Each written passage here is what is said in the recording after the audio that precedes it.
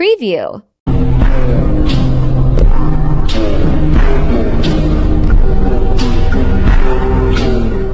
Get your clips. Then add pull-out transition to all the clips.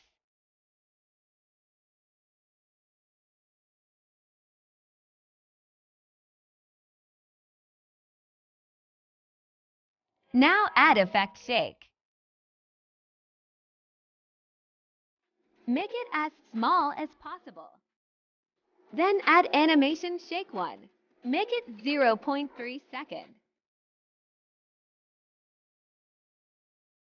Now adjust shake effect speed 19 and intensity 18 and adjust it to all clips.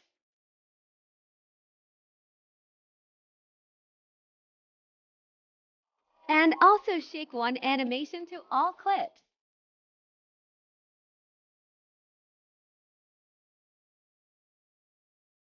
Then add effect rebound swing.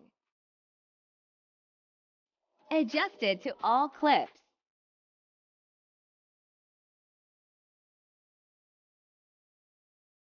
Now add keyframes from start and end.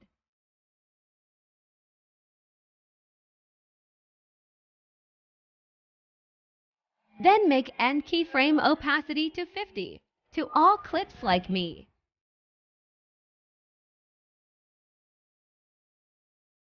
Now add graph ease in 1 to all. Now we are done.